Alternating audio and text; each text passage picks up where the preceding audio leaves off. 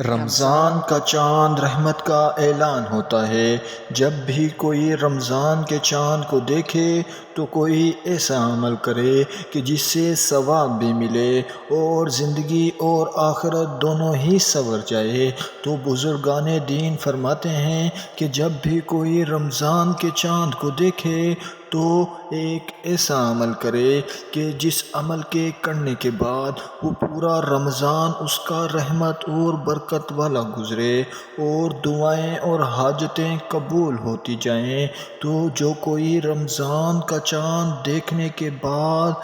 یہ عمل کرتا ہے تو اس کا رمضان کا مہینہ رحمت اور برکت والا گزرتا ہے اور اس کی رمضان میں تمام دعائیں قبول ہوتی ہیں۔ تو بزرگان دین فرماتے ہیں کہ جب بھی آپ رمضان کا چاند دیکھیں تو سب سے پہلے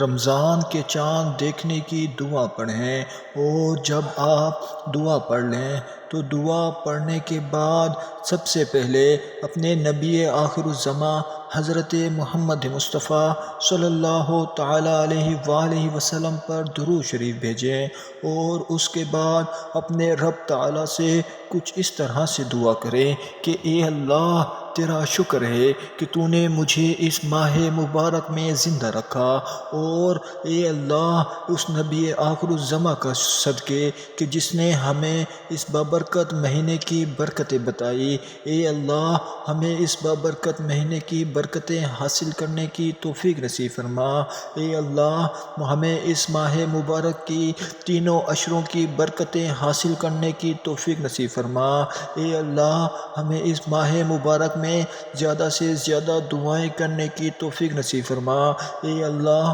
ہمیں اس مبارک مہینے میں زیادہ سے زیادہ عبادتیں کرنے کی توفیق نصیب فرما۔ اے اللہ ہمیں اس ماہ مبارک میں گناہوں سے بچنے اور اس ماہ مبارک کے بعد بھی گناہوں سے بچنے اور نیک اعمال کرنے کی توفیق نصیب فرما،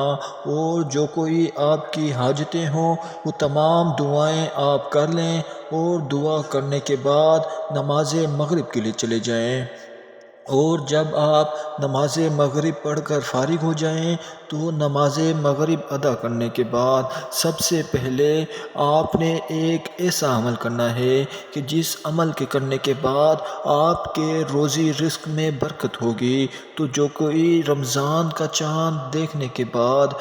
نماز مغرب ادا کرے اور نماز مغرب ادا کرنے کے بعد 21 مرتبہ سورہ قدر کو پڑھتا ہے تو اس کی روزی رزق میں اس طرح برکت ہوتی ہے کہ جس طرح پہاڑ کی چوٹی سے گرتا ہوا پانی زمین پر جس رفتار سے آتا ہے تو اسی طرح اس کے روزی رزق میں برکت ہوتی ہے۔ تو میری اللہ پاک سے دعا ہے کہ اے اللہ ہمیں اس ماہ مبارک کی برکتیں حاصل کرنے کی توفیق نصیب فرما، اور ہمیں زیادہ سے زیادہ نیکیاں کرنے کی توفیق نصیب فرما۔ اس مبارک مہینے کے صدقے ہمارے تمام صغیرہ کبیرہ گناہوں کو معاف فرما، آمین بجاہ النبی الامین۔ جزاک اللہ خیرا و احسن الجزاء خیر۔ السلام علیکم ورحمۃ اللہ وبرکاتہ۔